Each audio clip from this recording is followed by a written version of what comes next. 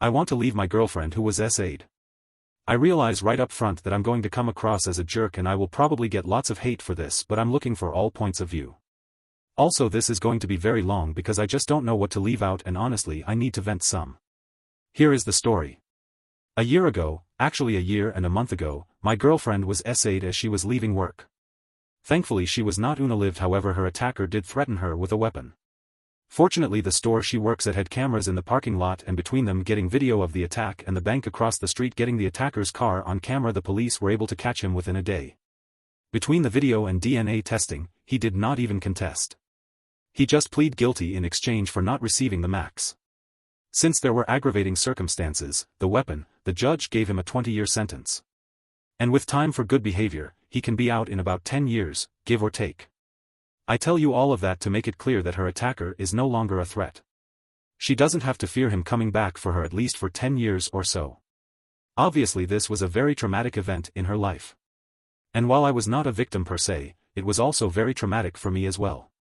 I can't imagine what she has gone through and I don't compare my situation to her at all. But I have had severe bouts of depression because I couldn't protect her and knowing someone else was harming her sometimes was almost more than I could handle. Right after the incident she did not want to see me. I get that, it hurt, but I understood. Her parents picked her up from the hospital and I did not see or hear from her for a week, which I sort of get, but I think I could have gotten a text or something just saying she was okay. Finally a week and her sister calls me and lets me know that she is staying with her parents and she will be calling me in a couple of days. She never called me, instead I once again get a text from her sister saying she would like me to come over for a few minutes so we can talk. I get up and go over and am greeted at the door by her mother who very calmly and very coldly starts laying out to me how I am to act and what I am to say. I am further instructed to not attempt to make any physical contact with her as in hug or anything. Okay, again I get it. Major trauma, I'm sure they have been coached by therapists/counselors or something in what to say and do around her, so I play along. I walk in and she is sitting on a chair with her dad standing next to her and her sister sitting on the couch. As I walk in the room the sister starts talking and telling me that my girlfriend wants me to know that she is okay, but obviously she has been traumatized and appreciates my understanding in her recovery. She never said one single word to me and barely looked at me. Again, this was right after the event and I'm understanding that this is how it has to be, but honest to God that entire conversation was just awkward as hell. I leave, go home and attempt to focus on how I can help her. I start Googling how to deal with a SA survivor and what I can expect. She starts going to therapy initially 2 times a week, then after 2 months it goes down to 1 day a week. In the meantime, she finally makes contact with me and asks to meet at a coffee shop. I get there and she is already there and waiting. At this point in time they had her so medicated that I was dealing with a zombie for the most part. There was no emotion and she was very methodical in her speech. Basically she wanted to get together that day to tell me that she couldn't go out with me for a while until she got past some issues she was dealing with. Of course I told her I understood. This was almost a month after the attack and this was our first conversation by ourselves, so I was already living under this assumption. I told her I would be there for her and that whatever she needed, whether that be space or a shoulder to cry on or anything, I was there for her. I started to tell her that I loved her and she stopped me. She told me that right now she didn't want to hear that and that I had to respect her wishes. I was once again a little hurt and frankly surprised, but I said whatever she wanted. She starts texting me the next day. Little things, nothing important, but I think it is a big step in getting back to where we were. This goes on for another month and a half. I finally ask her at the month-and-a-half mark if we could meet for dinner. She didn't reply for 2 days and then said that she had to wait to talk to her therapist. Finally, she agrees to this, but sets the date for another month away. Now, mind you, this is almost 4 months after the attack, and so far I've had 1 physical conversation with her in person and 1 bizarre conversation with her and her family. Oh, yay, I need to mention this. I am not being updated on her progress by anyone. Granted, I realize that I am not officially family nor am I entitled to do anything, but it would have been nice to just get a text or call or something from someone telling me that she was doing good in therapy or was not or anything. We go out to eat at a small bistro that we ate at all of the time. I met her there and I was waiting for her to show up. After sitting for a half hour waiting I text to see what was up, I just get a text of on my way. She finally arrives and sits down. I ask her how she has been and she snapped at me and told me to not ask her personal questions. We ate and after dinner I wanted to just sit and talk because I missed the person I had talked to almost every day for the previous 3 years. But when she was done eating she said that she was ready to go home. I asked her if she could stay for just a few minutes to talk, but I could see that she was becoming physically anxious and I did not want to upset her, so I said that I loved her and missed her. She just walked away. She goes back to texting me the next day like nothing had been wrong. We actually start to see each other once a week for lunch and she is getting more and more comfortable with being out, so she sits and talks a while. She has also started a new job which she tells me about. This goes on for another 4 months. I'm happy to see her and all, but honestly I'm very lonely and we have not even so much as held hands. Then one day she doesn't show up for lunch. I text to see if she is okay. No reply. I call her parents to see if they know where she is and to make sure she is okay. I got the runaround from them, and by this time I'm starting to get upset because I don't want to know where she was at or anything. I just wanted to know if she was okay. After actually saying that, her mom says, yes, she is okay, but don't expect to hear from her for a while. Well, that makes me start to thinking she has had a relapse and is in the hospital, but what can I do? All I do is go home and try and take my mind off of it. 2 weeks pass with nothing from anybody. I'm trying my best to be reasonable here, but basically I call her sister and ask if she is still alive or what. She knew I was getting frustrated, so she apologizes, but that her sister told them to specifically not let me talk to her. At this point I break down. I don't know what I've done wrong here. I have not pushed her. I have not tried to get her to be with me in any way other than to just talk to me, and even then I have had very generic conversations so as to not upset her. I then get a text from her asking if I would meet with her at an address I wasn't familiar with, but once I looked it up I determined this was a therapist office. I am told be there at 4, which meant I had to leave work early to get there. I check in at the front desk and I'm told that the therapist wants to speak to me alone for a few minutes. She comes in and I now know where the parents were getting this from, because after formally greeting me she then started to provide me with a list of do's and don'ts. She then told me that my GF wanted to speak to me and had something to tell me. I go in and she is sitting on one chair and I am instructed to sit in the other. She has a box of tissues and has been crying. The therapist tells me that I am here because my girlfriend has something to tell me and that she wanted the safety of therapist office to feel safe. She then proceeds to tell me that the reason she did not meet me for lunch that day is because she was with another guy, somebody from her new job, and that they had been intimate with each other. She might as well have taken a weapon out and shot me, it couldn't have hurt anymore. I just drop my head and begin to cry. The therapist then pipes in with some logic about her taking back her sexuality since she was attacked and how this wasn't cheating in the same sense of cheating. My girlfriend then proceeds to tell me that she does not want to lose me and that she is just very messed up in the head and that it was a one-time thing and blah blah. I feel very trapped at that moment. I felt like I was ganged up on, and the more I set the matter I finally just said to her, you haven't so much as held my hand in the past half year yet you can go F some guy you met at work while I sit like an idiot waiting for my junior high like date. This of course caused her to go into hysterics and the therapist asked me to leave. I apologized and told her to text me if she wants to keep working this out. I get that text later that day. Now she is all chatty and crap telling me that this was the worst mistake of her life and please talk to her. I tell her that I don't know if I can go on with this but agree to meet her. I flat out tell her right up front when I see her that for me to even consider going forward with this that she has to cut this other guy off, period.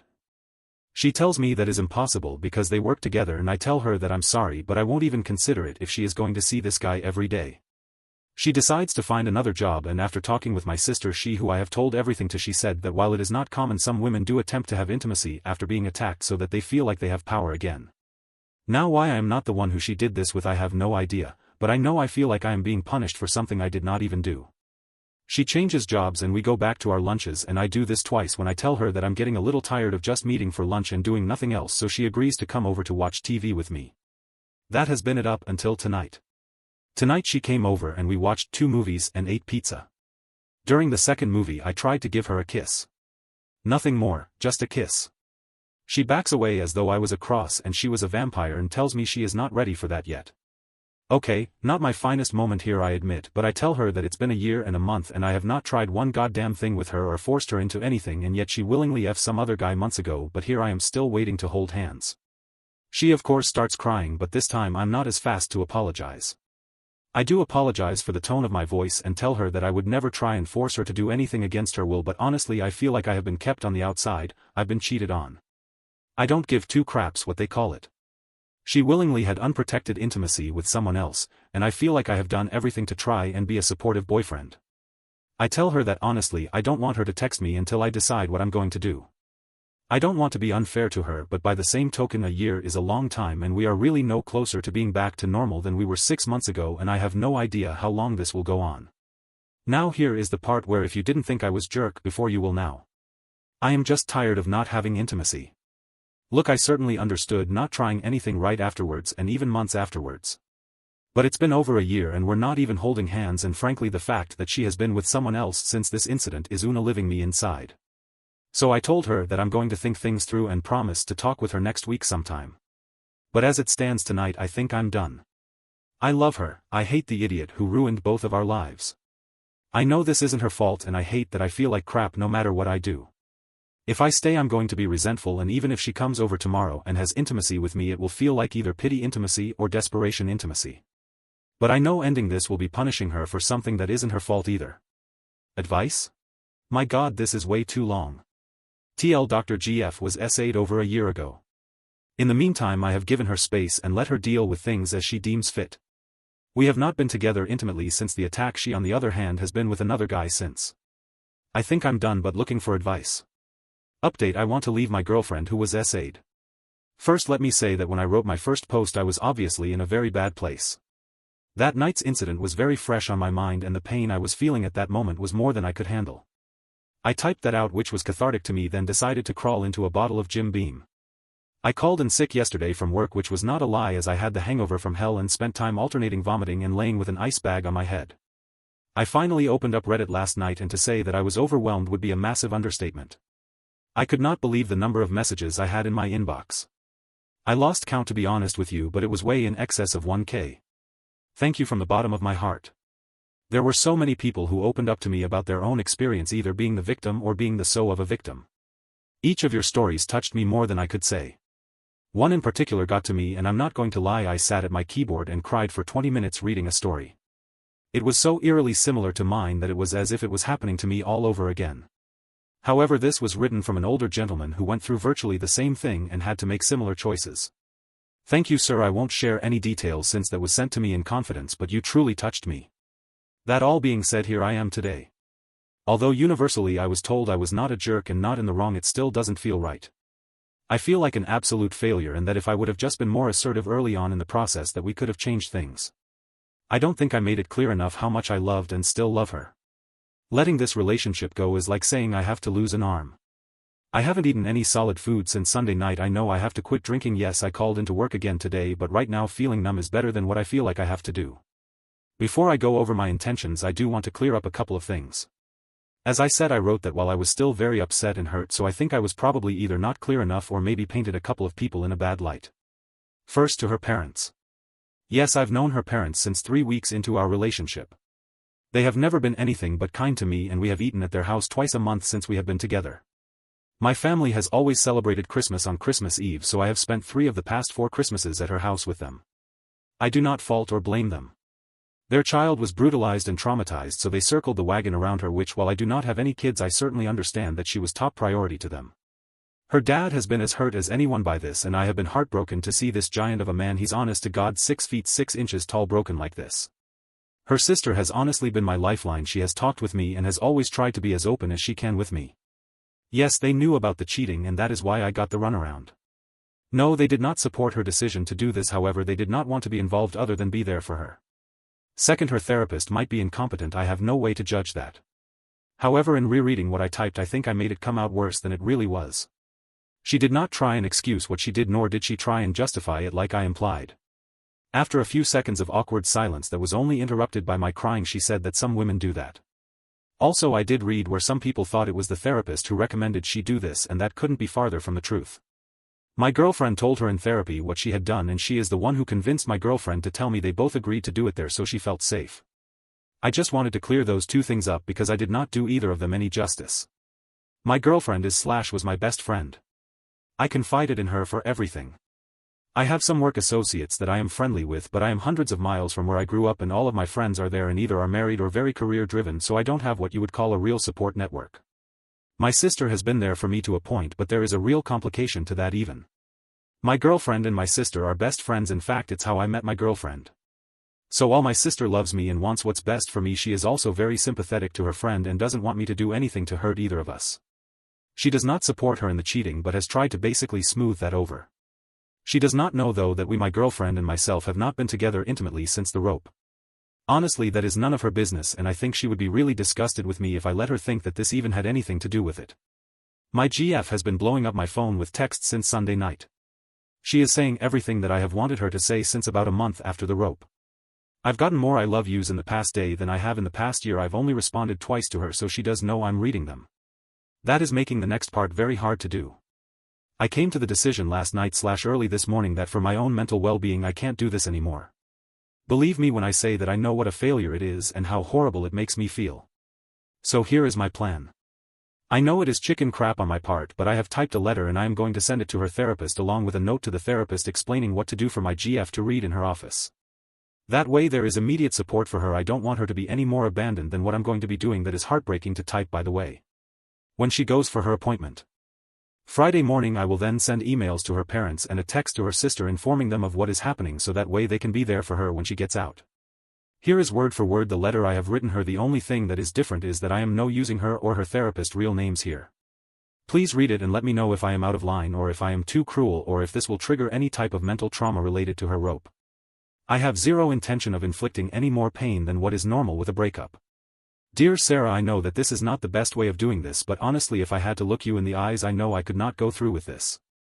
I have loved you since the first month we have been together, and the first 3 years of our relationship were the best 3 years of my life. You were my everything, and I know that we had both talked about marriage a lot, and I know and believe with all of my heart that we were going to be married. Nothing would have made me any more happy or proud than to be called your husband. I don't know how to say this because every fiber of my being does not want to say this, but for my own mental health going forward I have to let you go. Believe me when I say that decision did not come easily to me, nor can I say that it is not heartbreaking on my end. I have always and still love you, but I can't be with you anymore. You need to heal, and you need to be able to 100% focus on you while you are healing, and having to worry about me and my feelings is only getting in the way of your healing. I will always hate the jerk who did this to you. He has ruined so many lives that life in prison seems a lot more appropriate than what he got. But I don't get to make that call. I know holding on to hate is not healthy, but he has ruined my life as well as yours. I know you are going to hate me for this. I don't blame you at all. I know that you feel abandoned, but please understand I have done everything in my power to be there for you. I wanted to be more involved in your healing, but for whatever reason I was somewhat excluded from being a significant part of your inner circle. This has left me feeling very lonely and alienated from you and your family. I wanted nothing but the best for you and wanted to be there for you, and I hope I was whenever you would let me. I won't lie, you seeking comfort in the arms of another while still to this day denying me any affection has weighed very heavily on me. I did then and I do now forgive you, but forgiving does not take away the soul-crushing pain that comes along with that. I understand to a point why you might have done it. I don't agree with it and I never will, but I maybe see why. However, that has nothing to do with the fact that we are 1 year and a month past your incident and you still treat me as though I did something wrong or will do something wrong to you. When you withdrew the other night from my attempt at a kiss, I knew then that you were still in need of healing, and I have no idea how long that will be. But I can't put my life on hold indefinitely, which is where we are still. I know it is very selfish of me, but I need affection. I need both mental and physical intimacy. Our conversations have been both generic and bland for the past year, which believe me I can understand why, but we used to spend hours talking about our future and what we wanted. Now at best we talk about what movies we want to watch. What I am doing is in no way because of what happened to you. That event was horrible and was life-changing for you, and I never ever had a second thought about you because of it. This is all about your recovery and how you have to heal. For whatever reasons you may not even know yourself, you have completely distanced yourself from me. I've tried with all of my heart to get back to you, but it is painfully apparent that I am no closer to you now than I was right after the incident. Also, to be very clear so you do not think this is about anything else, there is no one else. I am not seeing anyone. I don't have eyes for anyone, nor do I think anytime soon I will. I am not now, nor have I ever cheated on you. I hope with all of my heart for you to be fully healed soon. I want you to be happy. I hope someday you can look back on our time together with fondness and find it in your heart to forgive me. I will always love you. This breaks my heart more than you will ever know. Love, Chad. Final update: I want to leave my girlfriend who was roped. I have learned several things recently. First thing is that I had no idea how many English teachers, lit majors and overall editors were actually Redditors. I had so many posts just correcting my obvious and admitted horrible spelling and grammar that I began to have a complex. In all seriousness, thank you for those of you who took the time to edit that for format, grammar and spelling.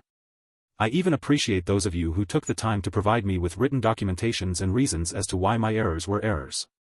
Second thing I've learned is that this is really a loving and caring community for the most part. I have been given numbers to call, emails to read, and lists of things to read to help me on my journey.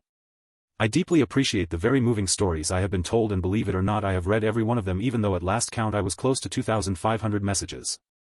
People have offered to buy me drinks, hang out, and I even got one offer for a hand job to relieve my stress, which was both flattering and amusing all at the same time. However, the main thing that I have learned recently is to never sign your real name to an open public letter if you don't want it to somehow get back to the people in your life. It makes it a little hard to deny it was you when every single detail is the same and you use your own dumb name. Many people wanted an update about how things went. Simply put, it didn't. In review, I had written the letter and then with the help of several Redditors had rewritten the letter with better format, and I did edit out the part that the rapist ruined her because I agreed that this was not an appropriate thing to say. In fact, I almost edited him out altogether, other than saying I wish he had gotten a longer sentence. However, I did leave in the part about being her husband. I know a lot of people wanted me to take that out, but I just felt deeply that I had to say that. I can't really explain why. Of course, my intention originally was to mail it to her therapist office with instructions for what to say, but I knew there was zero chance that she would get it in time, so I was going to take it to her and see if I could speak with her. Notice how that was all in the past tense, as in what I was going to do. Well, I never got the chance. Wednesday night, late night, in fact, I have a knock on my door. Lo and behold, it is her sister and my sister together. Her sister was holding papers in her hands, and my sister walks in, and her sister walks in with her. Obviously something is up, so I ask what's wrong, and her sister hands me a printout of my posts and the replies to my previous 2 threads, and she simply asks, "Is this you?" At first I tried to deny it. I couldn't really remember everything I had written, in particular the first post, so I was kind of trying to avoid any problems if I said something I shouldn't have. But my sister just straight up got in my face and told me to stop lying, which by then I was caught. I knew and she knew it. I just dropped my head. This then led to a very long conversation that lasted till the wee hours of the morning. At first her sister was very much emotional because of course she loves her sister, and was crying, asking me how I could want to do this to her. Much to my surprise though, my sister stood up for me here and actually kind of ripped her sister a new butt. She said that I had gone way beyond what most people had, and that Sarah should not 1 year later still be withholding affection from me. She had no idea that we still weren't physically as close as we once were. Like I said, I never told her. Once my sister got done talking, I'm going to call her sister Susan just so I can stop typing her sister. Susan said that in reality she knew that she was right. She begged me to not go through with my letter. She said that I had promised to give Sarah a week, which I had. She then gave a very impassioned speech about how much she can tell I still love her and how much she knows she still loves me. My sister also agreed that there was too much love present in my heart to just do this right away, she said, and it made sense at the time. What is another week compared to what you have been through? So long story short, I agreed to not take the letter over. Whether it was guilt, regret, or love I can't say, but I agreed to it. This then led the single most embarrassing thing in my life happening. Susan gave me a very big hug and cried as they were leaving. It's been a very long time since I've had any type of close contact, and let's just say it's not a lot of fun being called a disgusting pig by your sister. All I could do was say how very sorry and how embarrassed I was. Fortunately, Susan seemed to take it in stride. She just wanted to make sure that I would talk with Sarah the next day. Even though I was a virtual zombie from lack of sleep, I went ahead and went to work. I have lots of PTO time available to me, but I didn't want to burn it all up over this in case I needed time later. I got home from work and my intention was to go straight to bed after eating dinner and maybe watching some TV. That went to hell in a hurry as I was eating my dinner when someone is knocking on my door again. This time it was Susan and Sarah. This time Sarah is holding the printout. You can tell they both had been crying, and Susan asked if they could come in. I just shook my head yes, because I was honestly a little nervous, and no matter what she has done or not done, seeing Sarah emotional always upsets me, and she physically looked horrible. I mean as bad as she did after the rope. They sat on the couch and Sarah already has tears streaming down her face. We all kind of just sat there for what seemed like an eternity looking at each other. I wasn't going to speak first, I had no idea what to say or do, so I just sat there. Eventually I broke though and asked Sarah if she wanted some water or something to drink. She actually said yes, so I got up and went to the kitchen to get her a glass of ice water, and when I turned around she was standing right behind me. All she said to me was, "Are you really going to leave me?" I couldn't answer, I just looked into her eyes and felt broken and ashamed. We went and sat down, but this time she sat next to me. She started to read my first post to me but could not make it through it. Susan jumps in at this point and says they had spent the day talking and they had gone over the post and most of the replies, and said that Sarah was very sorry for how she treated me. She said that they have spoken to their parents and everybody agrees that the way I was treated was not fair. Seeing it in writing really struck a nerve with all of them because they could see how hurt I was and that even though I could have blamed all of them that I didn't.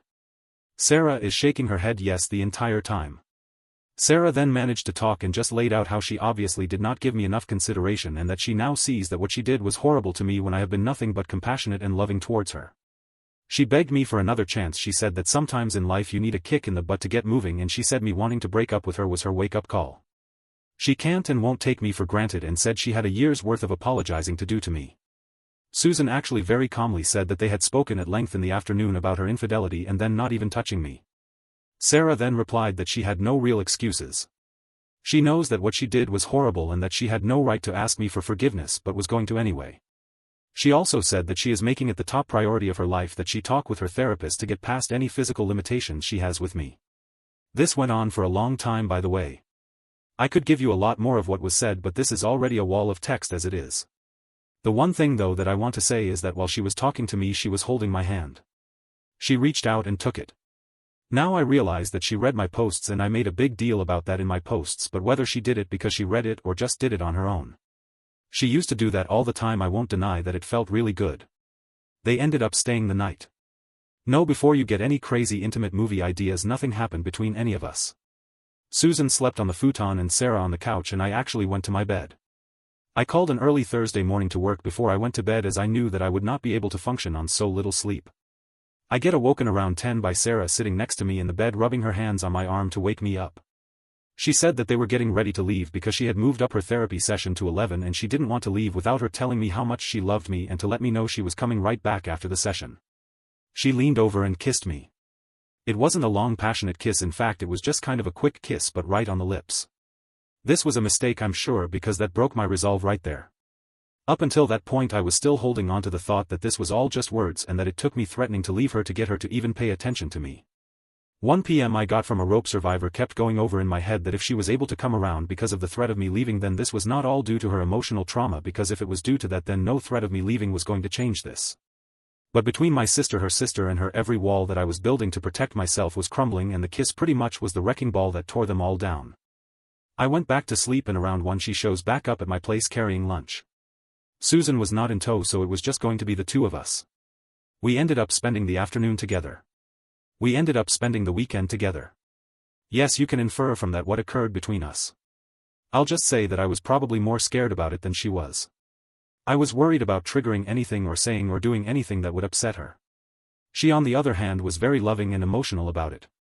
She cried afterwards for a good long while, which caused me to freak, but she said it was a combination of joy and regret. That she had forgotten how love felt and it just kind of overwhelmed her. We laid there for hours. She had the recommendation from her therapist for a couples counselor who we are going to start seeing next week. I know this isn't what a lot of people wanted to read, and all I can say is that I'm sorry to disappoint you, and yes, I am prepared for the plethora of name calling from some people, but at the end of the day I have to worry about myself and my happiness here. For the first time in over a year I have been happy for 4 days. I know that this isn't the end, that we are still going to have hurdles to overcome. I honestly believe that this was a wake-up call for her. If not, then why go through all of the emotional drama and turmoil? Wouldn't she just let it go? Bottom line is I love her, I have always loved her, and all I wanted was for her to show me she loved me as well. This past weekend was a really bonding experience for me and for her as well. I think we can build something new together. Thank you Reddit, I felt the love from you guys as well. I am ultimately a very lucky man. Thanks for watching. For more videos like this, please remember to like and subscribe.